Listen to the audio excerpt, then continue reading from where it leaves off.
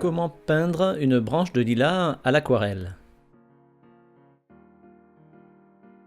En prenant d'abord un mélange de bleu outremer, de violet dioxazine, éventuellement de bleu indigo. Je commence avec la pointe du pinceau et beaucoup d'eau sur le pinceau. Et je suggère la forme générale de la brassée de lilas, avec les extrémités un petit peu plus étoilées. Et tout doit être fait avec la pointe du pinceau. Vous remarquez que la surface de mon pinceau est très humide, donc les touches sont des petites flaques et le pigment se balade d'une flaque à l'autre. La difficulté réside dans le fait de donner la forme de ces fleurs avec la pointe du pinceau. De temps en temps, il y aura des parties plus foncées et d'autres plus claires, en fonction de la répartition des pigments sur la feuille.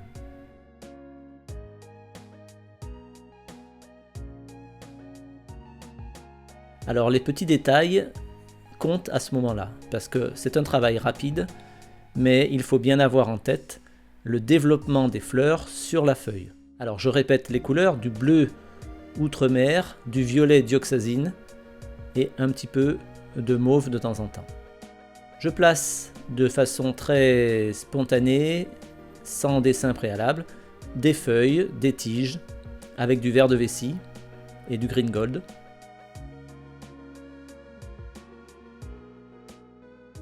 Je fais en sorte que les couleurs déjà utilisées, le violet notamment, puissent diffuser dans les feuilles, pour faire un côté plus cohérent et plus harmonieux. Quand la descente du violet est trop importante, je repousse avec le pinceau.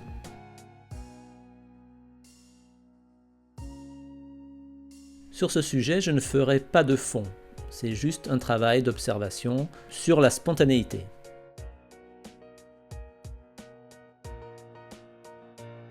Là, vous avez l'aspect général. Maintenant, je vais foncer le milieu de la branche de lilas au niveau des fleurs. Je vais renforcer avec des bleus plus foncés, donc bleu indentrène par exemple, ou bleu outremer, avec plus de pigments.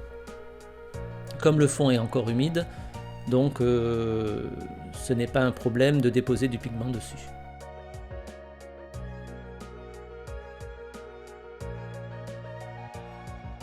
Maintenant que c'est un petit peu séché, je vais ouvrir quelques blancs pour dessiner, en peignant en négatif, des fleurs un peu plus claires sur la masse. Donc vous voyez que les fleurs éclairées apparaissent. En général, c'est 4 ou 5 pétales.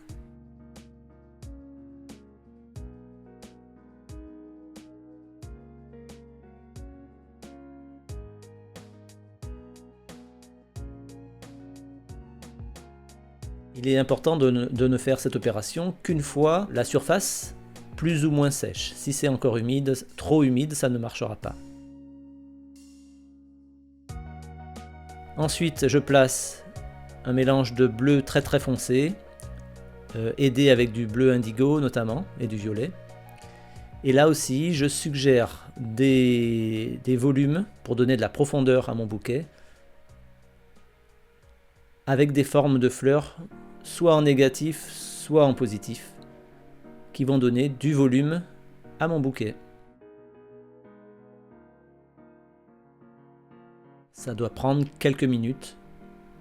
Inutile de s'appliquer énormément, il faut avoir le coup d'œil, tout simplement.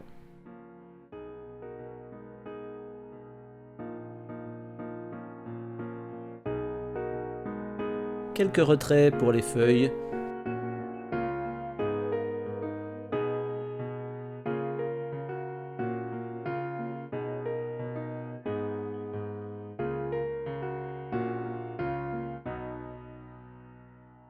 Quelques détails et ensuite l'aquarelle est terminée.